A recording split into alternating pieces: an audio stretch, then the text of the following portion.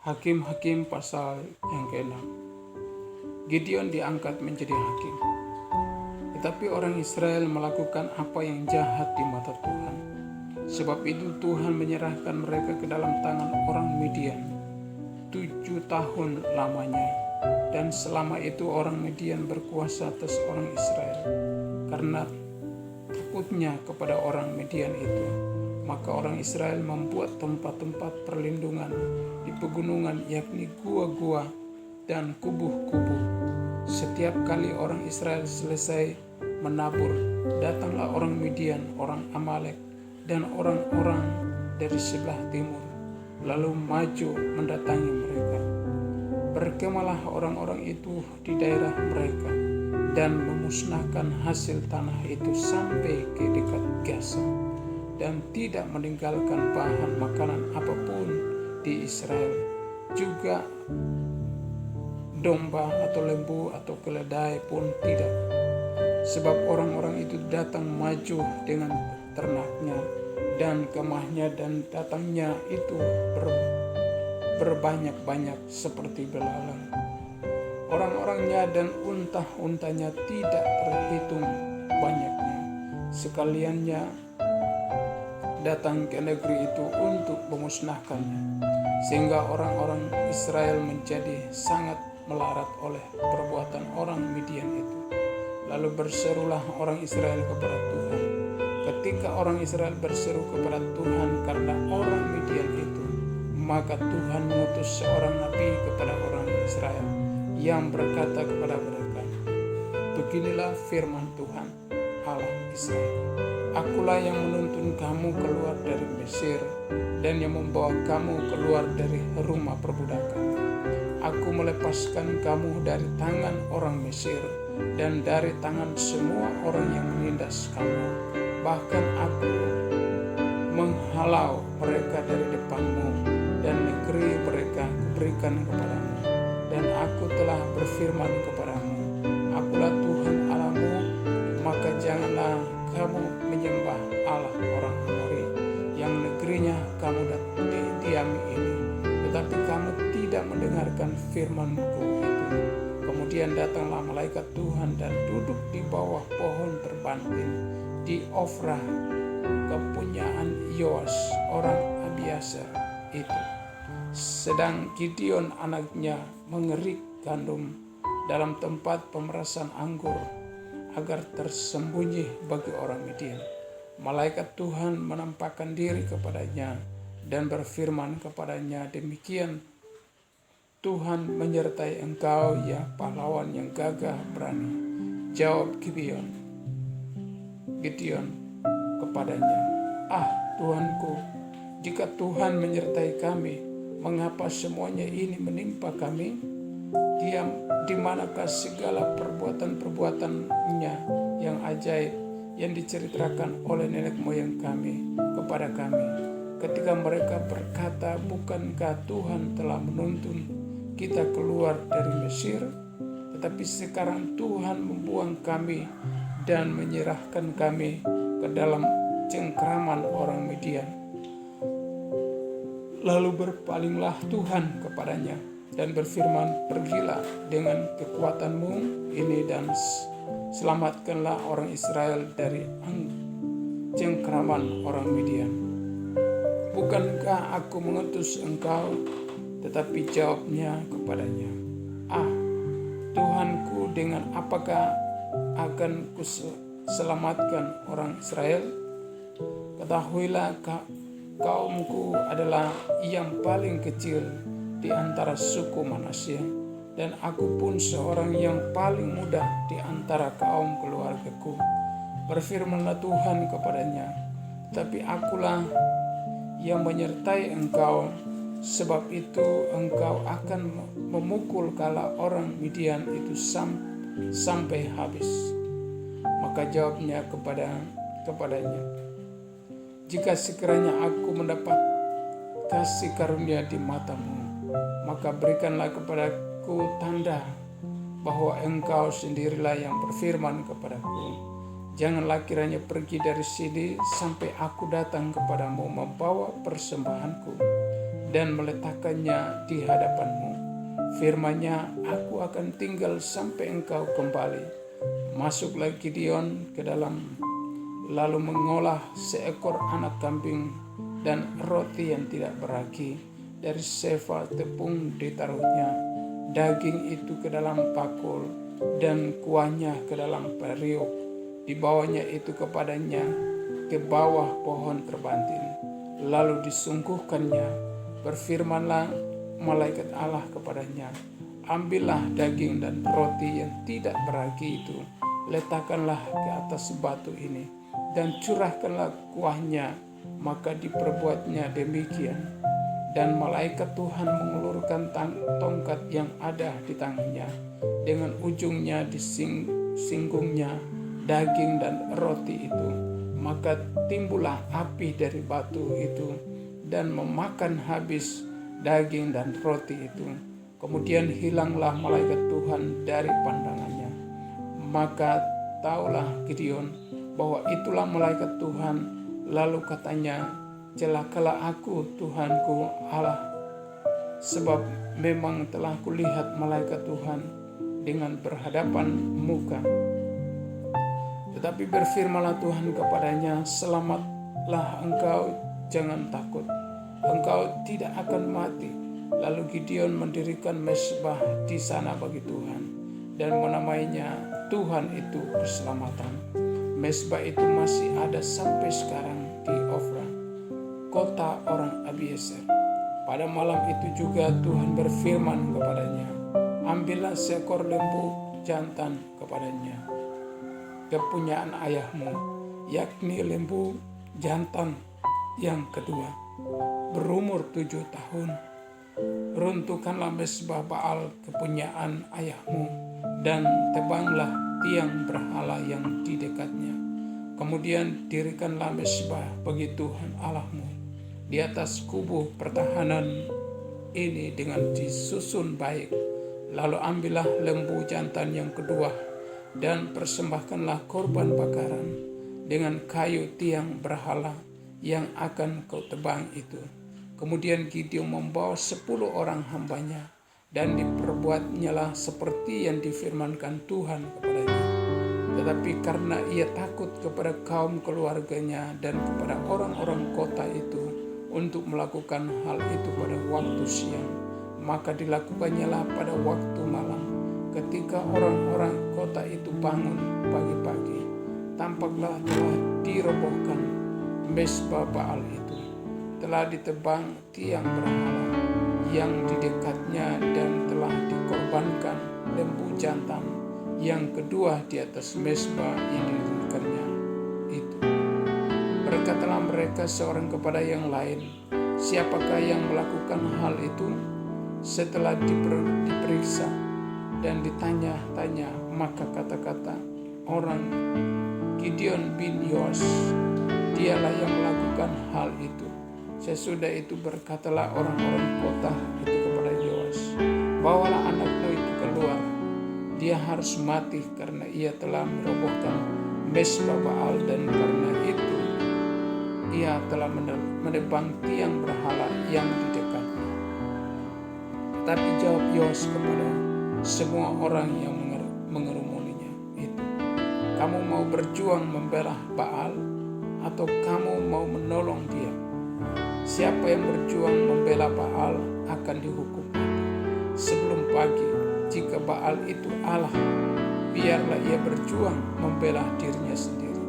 Setelah mezbahnya dirobohkan orang, dan pada hari itu diberikan oranglah nama Yerbaal kepada Gideon, karena kata orang, biarlah Baal berjuang dengan dia. Setelah dirobohkannya mezbahnya itu, seluruh orang Midian dan orang Amalek dan orang-orang dari sebelah timur telah berkumpul bersama-sama. Mereka telah menyeberang dan berkemah di lembah Jizra. Pada waktu itu roh Tuhan menguasai Gideon. Ditiupnyalah sangkakala dan orang-orang Abiezer dikerahkan untuk mengikuti dia. Juga dikiranya pesan kepada seluruh suku Manasye dan orang-orang ini pun dikerahkan untuk mengikuti dia. Dikiranya pula pesan kepada suku Asyer, Zebulon dan Naftali, dan orang-orang ini pun maju untuk mengembangkan diri dengan mereka.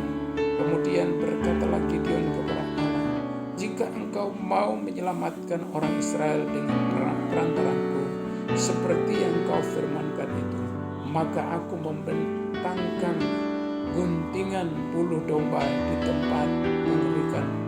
Apabila hanya di atas guntingan bulu itu ada embun, tetapi seluruh tanah di situ tinggal kering, maka tahulah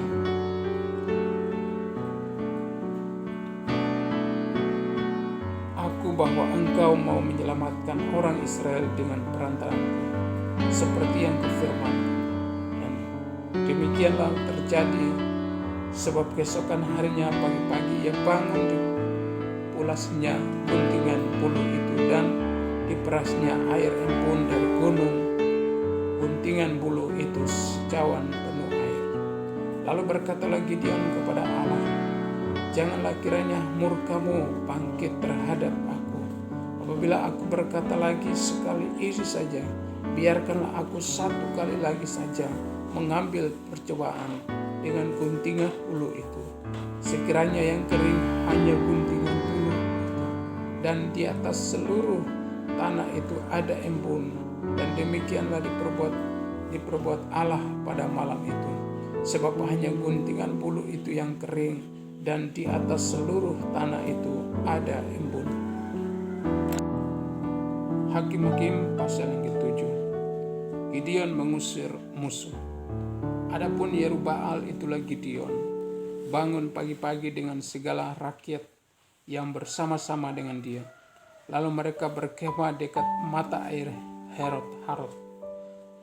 Perkemahan orang Midian itu ada di sebelah utaranya, dekat bukit Boreh di lembah. Berfirmanlah Tuhan kepada Gideon, terlalu banyak rakyat yang bersama-sama dengan engkau itu daripada yang kau kehendaki untuk menyerahkan orang Midian ke dalam tangan mereka. Jangan-jangan orang Israel memegahkan diri terhadap aku, sambil berkata, tanganku sendirilah yang menyelamatkan aku. Maka sekarang serukanlah kepada rakyat itu, demikian siapa yang takut dan gentar, biarlah ia pulang enyah dari pegunungan Gilead. Lalu pulanglah 22.000 orang dari rakyat itu, dan tinggallah 10.000 orang. Tetapi Tuhan berfirman kepada Gideon, masih terlalu banyak rakyat, suruhlah mereka turun minum air, maka aku akan menyaring mereka bagimu di sana. Siapa yang kufirmankan kepadamu, inilah orang yang akan pergi bersama-sama dengan engkau, dialah yang akan pergi bersama-sama dengan engkau. Tetapi barang siapa yang kufirmankan kepadamu, inilah orang yang tidak akan pergi bersama-sama dengan engkau, dialah yang tidak akan pergi. Lalu Gideon menyuruh rakyat itu turun minum air, dan berfirmanlah Tuhan kepadanya, barang siapa yang menghirup air dengan lidahnya seperti anjing menjilat, haruslah kau kumpulkan tersendiri. Demikianlah juga semua orang yang berlutut untuk minum. Jumlah orang yang menghirup dengan membawa tangannya ke mulutnya ada 300 orang. Tetapi yang lain dari rakyat itu semuanya berlutut minum air. Lalu berfirmanlah Tuhan kepada Gideon, dengan ke-300 orang yang menghirup itu akan kuselamatkan kamu. Aku akan menyerahkan orang Midian ke dalam tanganmu. Tetapi yang lain dari rakyat itu semuanya boleh pergi masing-masing ke tempat kediaman. Dari rakyat itu mereka mengambil bekal dan sangkakala demikianlah. Seluruh orang Israel disuruhnya pergi masing-masing ke kemahnya. Tetapi ketika 300 orang itu ditahan Adapun perkemahan orang Midian ada di bawahnya, di lembah pada malam itu berfirmanlah Tuhan kepadanya, bangunlah, turunlah menyerbu perkemahan itu. Sebab telah kuserahkan itu ke dalam tanganmu. Tetapi jika engkau takut untuk turun menyerbu, turunlah bersama-sama dengan pura berjuang bujangmu ke perkemahan itu. Maka kudengarlah apa yang mereka katakan kemudian. Engkau akan mendapat keberanian untuk turun menyerbu perkemahan itu. Lalu turunlah ia bersama dengan pura bujangnya itu sampai kepada penjagaan terdepan laskar di perkemahan itu. Adapun orang Midian dan orang Amalek dan semua orang dari sebelah timur itu bergelimpangan di lembah itu seperti belalang banyaknya, dan untah mereka tidak terhitung, seperti pasir di tepi laut banyaknya. Ketika Gideon sampai ke situ, kebetulan ada seorang menceritakan mimpinya kepada temannya. Katanya, aku bermimpi tampak sekeping roti jelai terguling masuk ke perkemahan orang Midian. Setelah sampai ke kemah ini, dilangkarnyalah kemah ini sehingga roboh dan bongkirkannya. Demikianlah kemah ini habis runtuh. Lalu temannya menjawab, ini tidak lain dari pedang Gideon bin Yoas, orang Israel itu. Allah telah menyerahkan orang Midian dan seluruh perkemahannya ini ke dalam tangannya.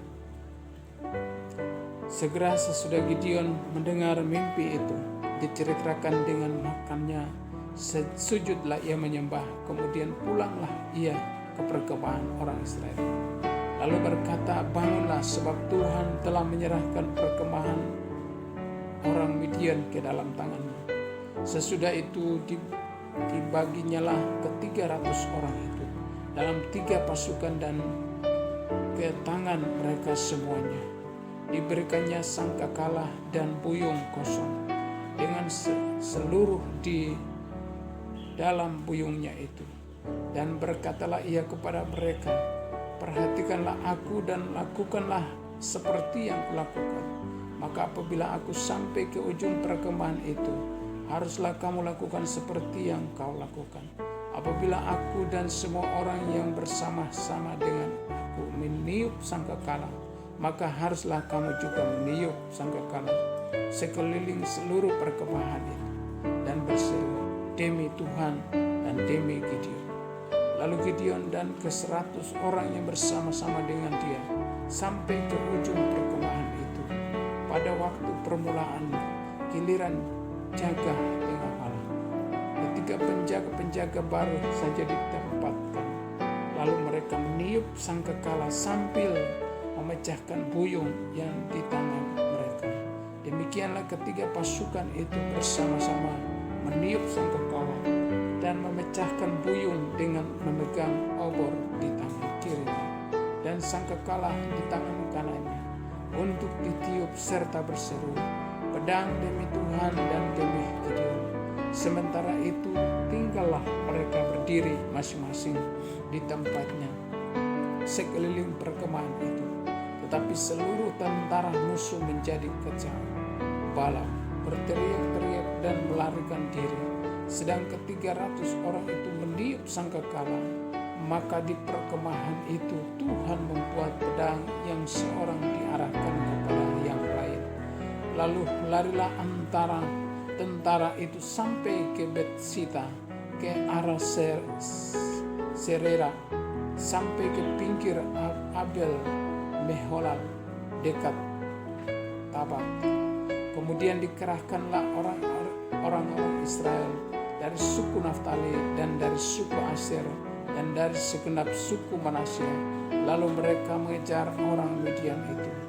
Gideon menyuruh juga orang ke seluruh pegunungan Efraim dengan pesan, turunlah menghadapi orang Midian dan duduklah segala batang air sampai ke Bet Bara dan juga sungai Yordan. Maka semua orang Efraim dikerahkan, lalu mereka menduduki segala batang air sampai ke Bet-Bara, juga sungai Yordan.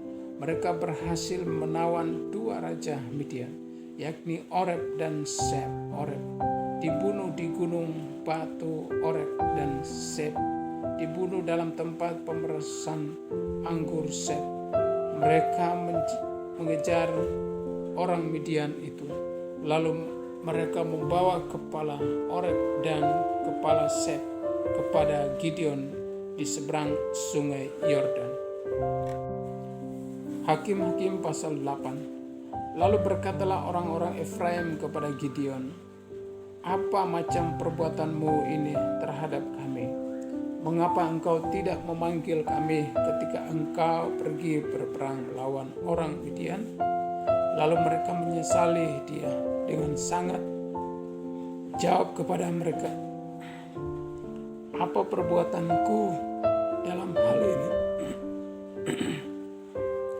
Jika dibandingkan dengan kamu, bukankah pemetikan susulan oleh suku Efraim lebih baik hasilnya dari panen buah anggur kaum Abiezer? Allah telah menyerahkan kedua raja Midian itu, yakni Oreb dan Seb, ke dalam tanganmu. Apa yang telah dapat kucapai jika dibandingkan dengan kamu?" Setelah ia berkata demikian, maka redalah marah mereka terhadap dia. Orang Midian dikalahkan, raja-raja dibunuh. Ketika Gideon sampai ke sungai Yordan, menyeberanglah ia dan ke-300 orang yang bersama-sama dengan dia. Meskipun masih lelah, namun mengejar juga.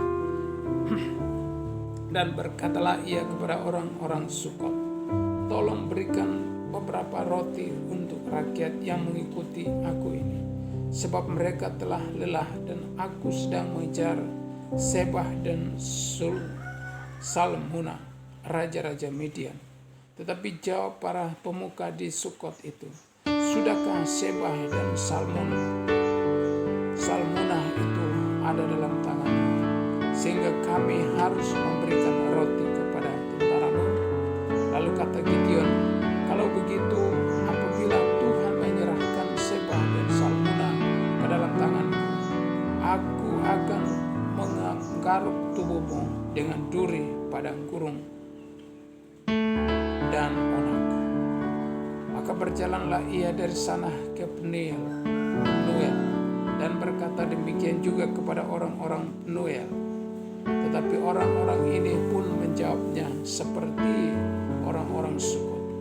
Lalu berkatalah ia juga kepada orang-orang Penuel, "Apabila aku kembali dengan selamat, maka aku akan merobohkan menara ini." Sementara itu Sebah dan Salmunna ada di Karkor bersama-sama dengan tentara mereka, kira-kira 15.000 orang banyaknya, yakni semua orang yang masih tinggal hidup dari seluruh tentara orang-orang dari sebelah timur. Banyaknya yang tewas ada 120.000 orang yang bersenjatakan pedang. Gideon maju melalui jalan orang-orang yang diam di dalam kemah di sebelah timur, Nobah dan Yogbeha, lalu memukul kalah tentara itu. Ketika tentara itu menyangka dirinya aman, Sebah dan Salmunna melarikan diri, tetapi Gideon mengejar mereka dan menawan kedua rakyat Midian itu, yakni Sebah dan Salmunna. Sedang seluruh tentara itu dicerai-beraikannya. Kemudian kembalilah Gideon bin Yoas dari peperangan dengan melalui pendakian Heres. Ditangkapnyalah seorang muda dari penduduk Sukot.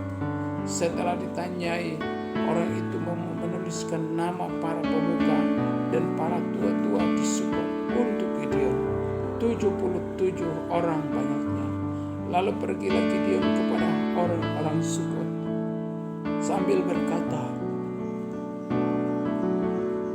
"Inilah Sebah dan Salmunna yang karenanya kamu telah mencela aku dengan berkata, sudahkah Seba dan Salmuna itu ada dalam tanganmu, sehingga kami harus memberikan roti kepada orang-orang yang lelah itu.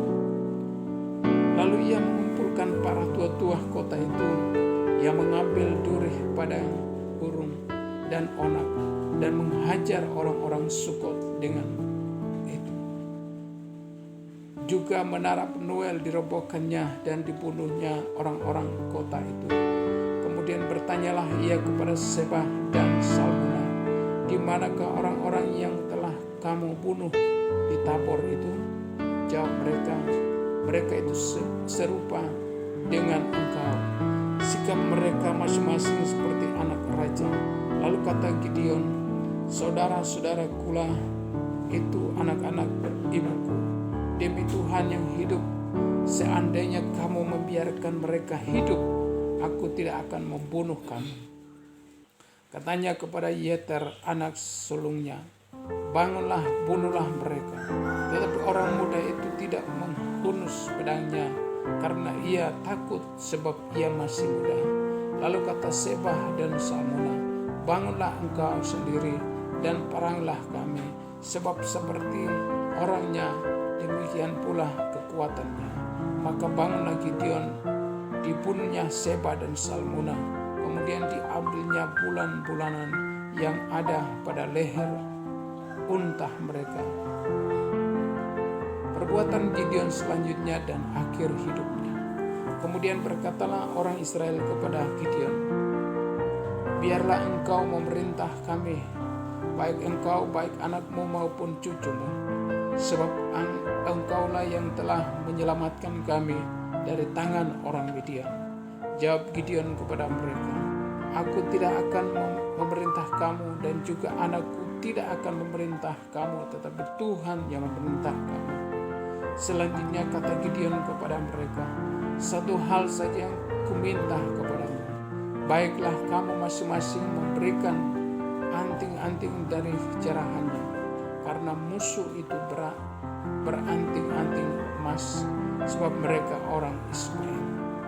Jawab mereka, kami mau memberikannya dengan suka hati. Dan setelah dihamparkan sehelai kain, maka masing-masing melemparkan anting-anting dari jarahannya ke atas kain itu. Adapun berat anting-anting emas yang dimintanya itu ada 1.700 sikal emas, belum terhitung bulan-bulanan, perhiasan telinga dan pakaian kain ungu muda yang dipakai oleh raja-raja Midian, dan belum terhitung kalung rantai yang ada pada leher unta mereka. Kemudian Gideon membuat efod dari semuanya itu dan menempatkannya di kotanya di Ofra. Di sanalah orang Israel berlaku serong dengan menyembah efod itu. Inilah yang menjadi jerat bagi Gideon dan seisi rumahnya. Demikianlah orang Midian tunduk kepada orang Israel dan tidak dapat menegakkan kepalanya lagi. Maka amanlah negeri itu 40 tahun lamanya pada zaman Gideon. Lalu Yerubbaal bin Yoas pergilah dan diam di rumahnya sendiri. Gideon mempunyai 70 anak laki-laki, semuanya anak kandungnya, sebab ia beristri banyak. Juga gundiknya yang tinggal di Sikem melahirkan seorang anak laki-laki baginya. Lalu ia memberikan nama Abimelek kepada anak itu. Gideon bin Yoas mati pada waktu rambutnya telah putih, lalu dikuburkan dalam kubur Yoas ayahnya di Ofra, kota orang Abiezer. Setelah Gideon mati, kembalilah orang Israel berjalan seorang dengan pengikut para Baal dan membuat Baal Berit menjadi Allah mereka.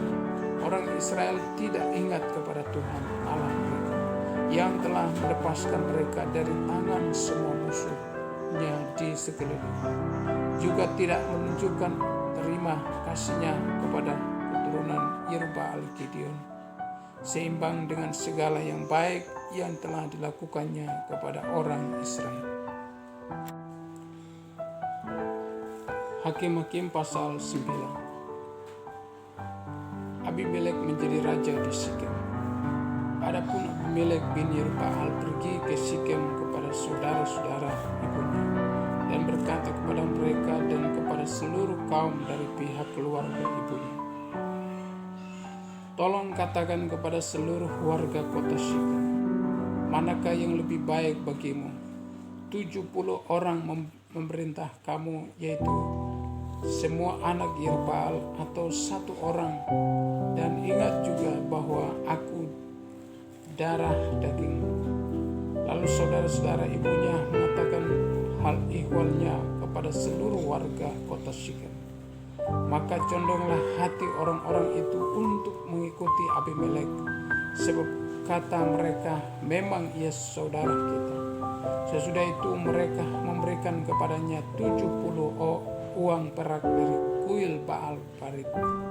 Lalu Abimelek memberi perak itu sebagai upah kepada petualang-petualang dan orang-orang nekat supaya mengikuti dia. Ia pergi ke rumah ayahnya di Ofra, lalu membunuh saudara-saudaranya anak-anak Yerubbaal 70 orang di atas satu batu.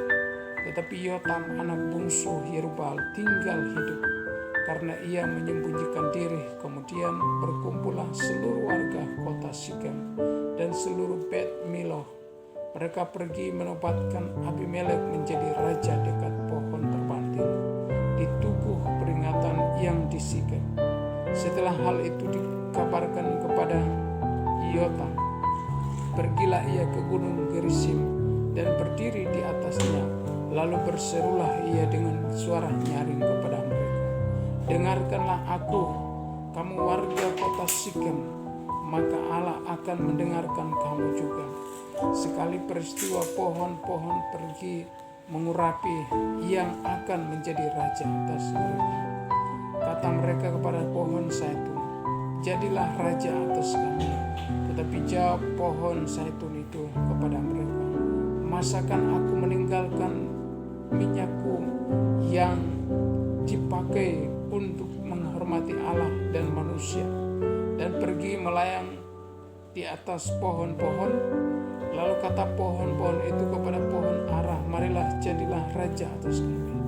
Tetapi jawab pohon ara itu kepada mereka, "Masakan aku meninggalkan manisanku dan buah-buahku yang baik dan pergi melayang di atas pohon-pohon?" Lalu kata pohon-pohon itu kepada pohon anggur, "Marilah jadilah raja atas kami." Tetapi jawab pohon anggur itu kepada mereka, "Masakan aku meninggalkan air buah anggurku yang menyukakan hati Allah dan manusia dan pergi melayang di atas pohon-pohon?" Lalu kata segala pohon itu kepada semak duri, "Marilah jadilah raja atas kami." Jawab semak duri itu kepada pohon-pohon itu, "Jika kamu sungguh-sungguh mau mengurapi aku menjadi raja atas kamu, datanglah berlindung di bawah naunganku. Tapi jika tidak, biarlah api keluar dari semak duri dan memakan habis pohon-pohon aras yang di gunung Libanon.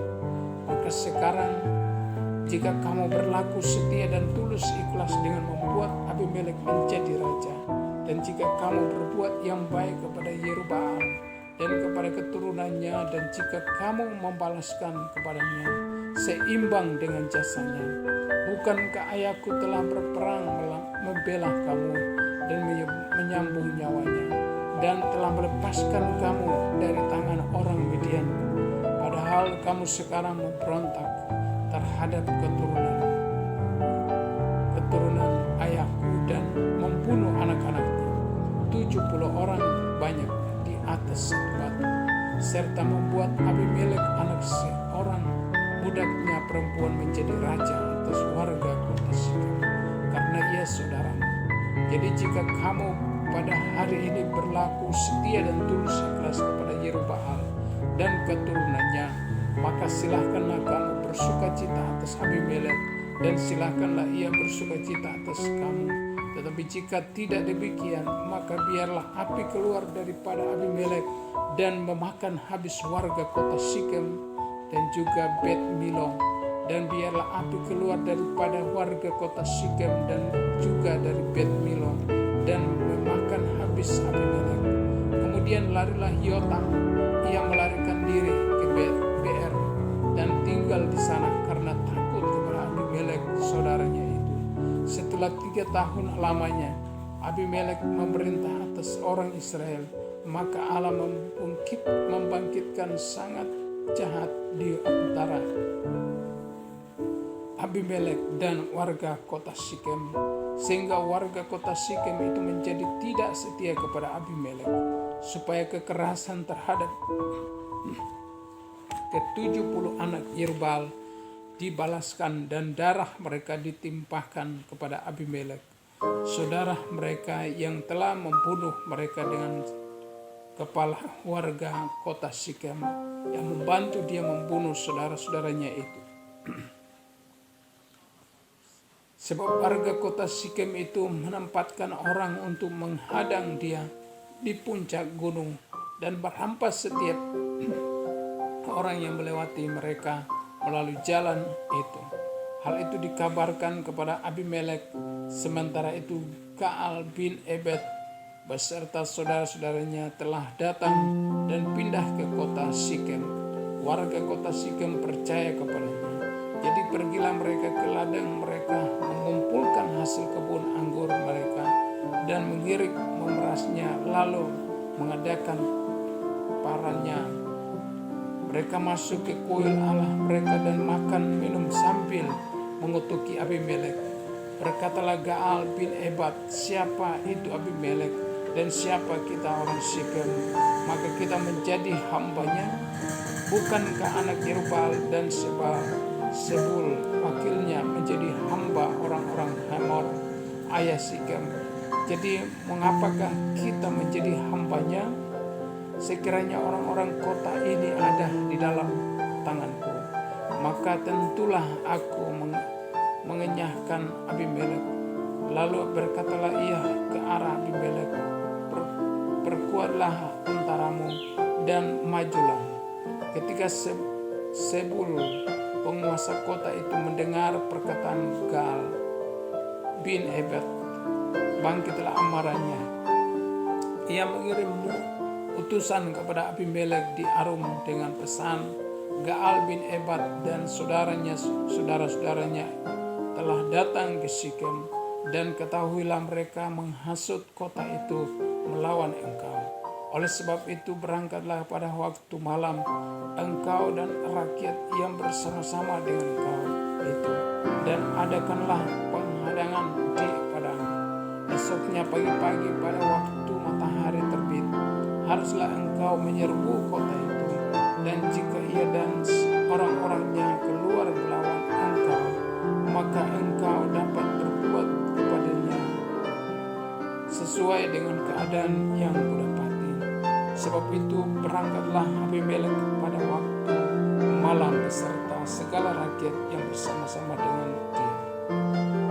Lalu mereka mengadakan penghadang dalam 4 pasukan untuk melawan Sikem. Ketika Gaal bin Ebed pergi keluar dan berdiri di depan pintu gerbang kota itu, Abimelek kebetulan bangun dari tempat penghadangannya beserta rakyat yang bersama-sama dengan dia. Ketika Gaal melihat rakyat itu, berkatalah ia kepada Sebul, lihat ada orang banyak turun dari puncak gunung. Jawab Sebul kepadanya, itu bayang-bayang gunung yang kusangka manusia. Kata Gaal sekali lagi, lihat ada orang banyak turun dari gunung pusat tanah, dan satu kelompok datang dari jalan pohon terbanting Peramat.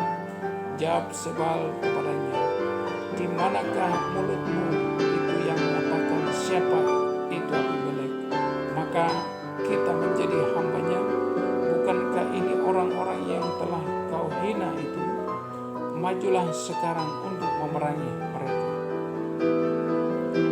Maka majulah Gaal dengan dipandang oleh warga kota Sikem, lalu berperang melawan Abimelek.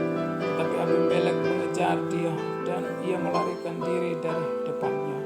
Dan banyaklah orang tewas sampai di depan pintu gerbang. Adapun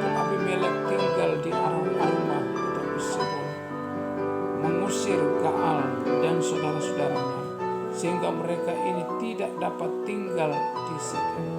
Keesokan harinya orang-orang kota itu pergi ke ladang. Setelah hal ini dikabarkan kepada Abimelek, dibawanya lah rakyatnya dibangun, dibaginya dalam 3 pasukan.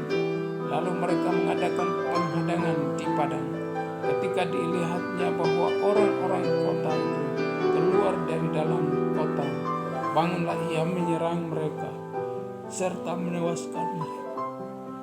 Abimelek dan pasukan yang bersama-sama dengan dia menyerbu dan menduduki pintu gerbang kota. Sedang kedua pasukan lain itu menyerbu dan menewaskan semua orang yang ada di padang.